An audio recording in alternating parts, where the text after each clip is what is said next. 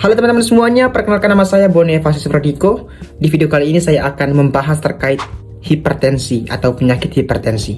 Nanti saya akan membahas terkait definisi dari hipertensi atau apa sih itu hipertensi, dan juga gejalanya, bagaimana cara penanganannya, dan juga tidak lupa untuk pengobatannya. Mungkin untuk mempersingkat waktu, saya langsung membahas definisi dari hipertensi. Definisi dari hipertensi itu sendiri adalah di mana tekan darah tinggi itu berlangsung secara terus-menerus, dan tekan darahnya itu berkisaran kurang lebih 140/90. Jadi ketika Anda memeriksa darah dan darah Anda berada di rentang tersebut, segera konsultasi ke dokter karena mungkin Anda kena hipertensi. Nah, tadi kan saya sudah menjelaskan terkait definisinya. Sekarang saya akan menjelaskan terkait gejalanya.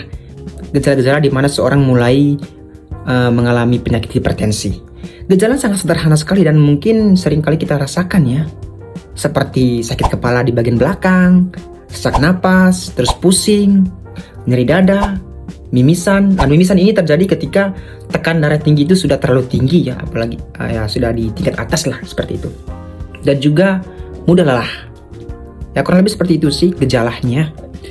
Oke, selanjutnya kita akan membahas terkait bagaimana sih cara pengobatan dari hipertensi. Untuk pengobatan dari hipertensi itu dibagi dua macam teman-teman. Yang pertama itu ada terapi farmakologi dan juga ada non farmakologi. Kalau farmakologi itu menggunakan obat, sedangkan kalau non farmakologi itu tanpa menggunakan obat teman-teman. Mungkin kita akan membahas dari yang pertama yaitu terapi farmakologi. Nah, untuk terapi farmakologi itu ada beberapa obat. Untuk obatnya itu ada obat captopril di mana berfungsi untuk melebarkan pembuluh darah, dan juga ada obat beta blocker yang dimana berfungsi untuk menurunkan denyut jantung, dan juga yang ketiga ada obat amlodipine yang dimana dia juga berfungsi untuk melemaskan otot pembuluh darah. Nah, ini catatan buat teman-teman. Untuk obat yang telah saya sarankan tadi itu jangan langsung membeli atau mengonsumsinya. Usahakan atau harus pergi ke dokter untuk berkonsultasi. Supaya apa sih kak? Supaya apa sih mas? Untuk berkonsultasi? Supaya teman-teman tahu obat yang tepat untuk teman-teman itu apa. Karena kadang-kadang ada obat yang tidak sesuai dengan tubuh kita gitu. Dia punya alergi tersendiri dengan obat itu. Pentingnya berkonsultasi dokter supaya kita tahu obat yang tepat buat tubuh kita tuh ya obat apa gitu. Nanti dokter punya alternatif lain atau punya opsi obat lain menggantikan obat yang alergi dengan tubuh kita. Jadi seperti itu teman-teman. Jadi penting untuk konsultasi ke dokter. Baik teman-teman, tadi kita sudah membahas terkait terapi farmakologinya. Sekarang kita membahas terkait terapi non farmakologinya.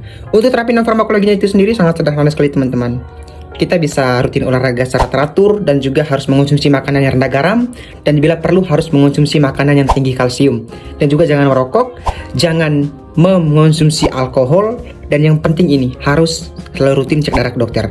Untuk apa sih kita harus cek darah ke dokter? Supaya kita tahu tekan darah tinggi kita atau tekan darah kita sekarang seperti apa. Kalau misalnya di atas rata-rata atau di atas normal, ya ada kemungkinan kita hipertensi. Ya, sekian penjelasan dari saya. Semoga apa yang saya jelaskan tadi dapat bermanfaat bagi saya dan juga bagi teman-teman. See you teman-teman semuanya.